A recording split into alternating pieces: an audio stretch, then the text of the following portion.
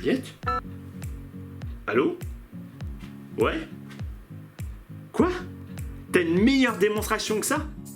Eh ben, je demande à voir.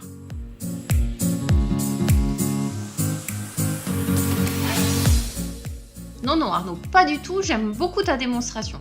C'est juste que Pythagore, philosophe, mathématicien, adorateur de nombres, ou fils de Zeus, tout ça mérite une petite mise en scène magique pour la démonstration.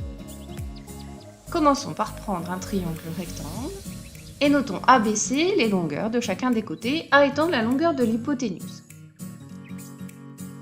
D'un coup de baguette magique, on fait apparaître 3 triangles rectangles parfaitement identiques et un carré de côté A. Et ce carré possède une force d'attraction telle que nos 4 malheureux triangles sont irrésistiblement attirés par lui et que l'hypoténuse de chacun devient se coller par magie le long d'un des côtés du carré. On obtient cette figure et la première étape de la démonstration consiste à prouver que EFGH est un carré. On va déjà commencer par prouver que c'est un quadrilatère en réussissant à montrer que les points EI et F sont alignés. Et pour le prouver, on va calculer la mesure de l'angle EIF et montrer que cette mesure est égale à 180 degrés. Je peux décomposer la mesure de l'angle EIF en une somme. La mesure de l'angle EIF est égale à la mesure de l'angle EIL plus la mesure de l'angle LIJ plus la mesure de l'angle JIF.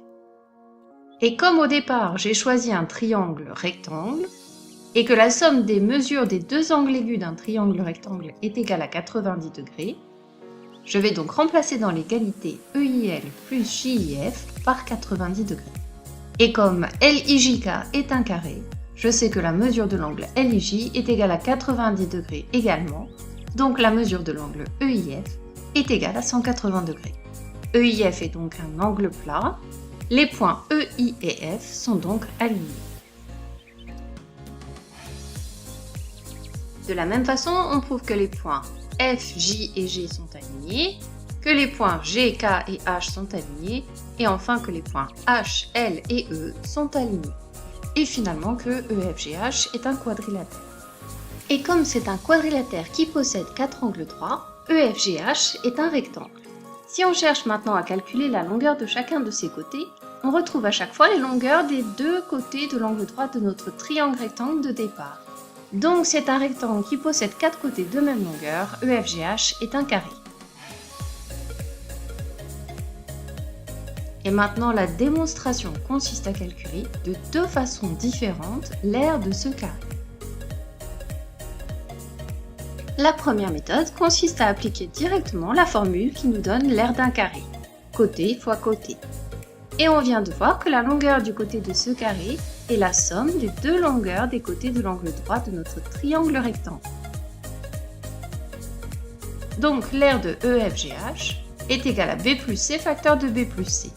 Je développe et je réduis cette expression.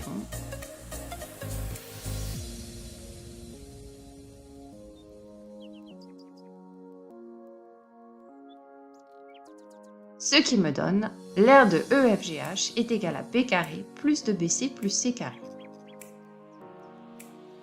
Utilisons maintenant une deuxième méthode pour calculer cette aire.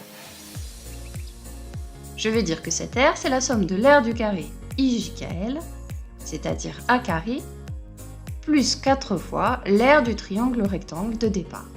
Et l'aire d'un triangle rectangle, c'est le produit des longueurs des côtés de l'angle droit divisé par 2. Ce qui me donne A carré plus 2BC. Donc l'aire du carré EFGH est également égale à A carré plus 2BC. Avec les 2 méthodes que l'on vient d'utiliser, on vient de trouver 2 formules différentes qui permettent de calculer la même aire du carré EFGH. Donc finalement, A carré plus 2BC est égal à B carré plus 2BC plus C carré. On a pratiquement l'égalité de Pythagore. Il ne me reste plus qu'à soustraire le terme 2BC à chaque membre de l'égalité et j'obtiens A carré égale B carré plus C carré. On vient de démontrer le théorème de Pythagore. Tu vois Arnaud, c'est comme ça que j'aimerais raconter la démonstration du théorème de Pythagore à mes élèves de 4e. Non mais j'y crois pas. Manu vient justement de m'envoyer un message à propos de cette démonstration. Bon, je te laisse Arnaud, on en reparle un peu plus tard.